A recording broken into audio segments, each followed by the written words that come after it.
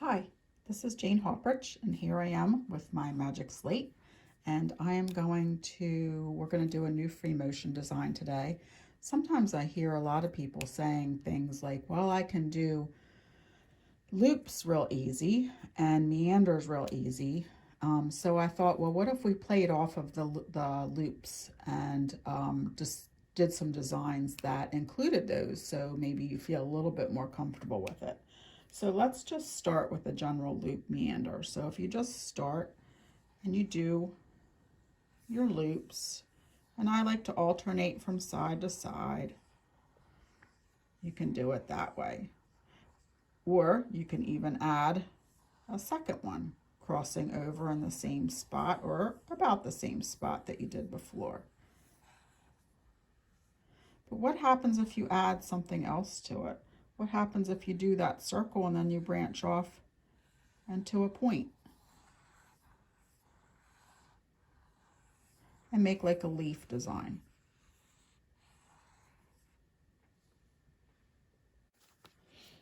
Or what happens if you branch off and let's do the loop, and maybe you do a series of leaves to create another design.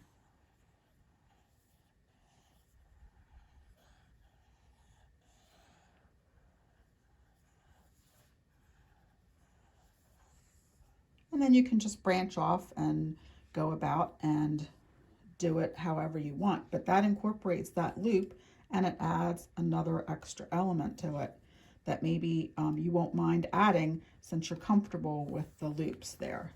So let's see if we can figure out another one to do. What if we started out with a loop and then maybe we branched off and we did a little flower?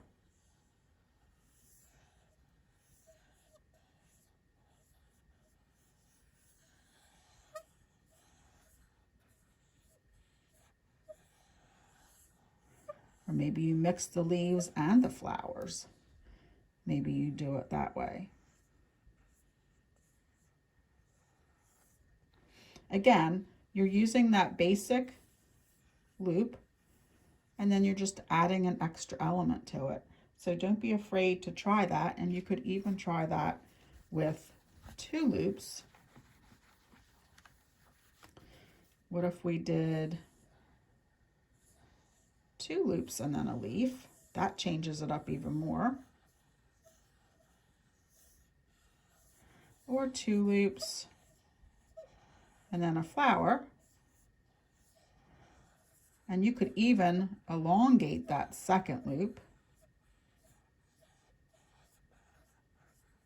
and come up with something a little bit different. So don't be afraid to play. Take designs that you're comfortable with and go ahead and then add an element to it. And that way it helps you grow a little bit with your free motion. So let's go ahead and go to the machine and we'll stitch a couple of these out.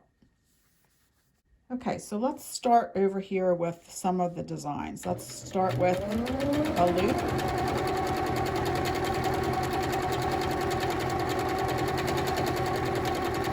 There's a double loop. And if you don't have those double loops crossed over at the same spot, it's quite all right. Let's do a loop.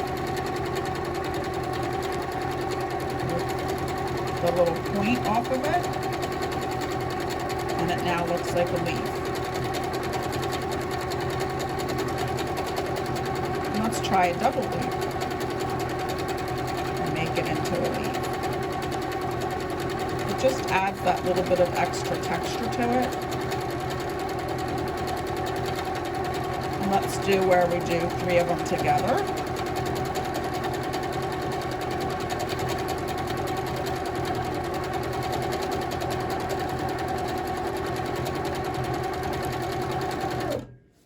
You can see there's some different versions of what you can do with just the circle, and then we'll do one more. We'll try that flower.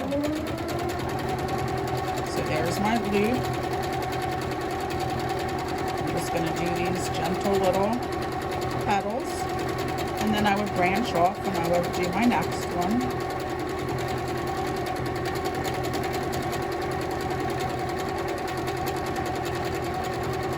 And if I have to throw in a loop in there just by itself to get to where I want to go, that's okay. And once your hands get a little bit too far out of position, especially if you're working on a domestic or a sit-down long arm, you definitely want to stop with your needle down and reposition your hands and get better control of that fabric.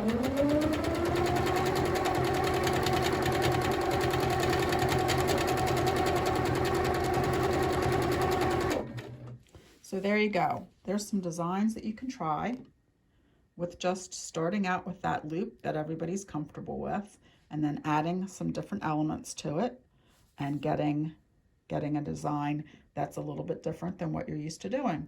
And it gives you some practice with your free motion. Anyway, I hope everybody has a great day and happy quilting.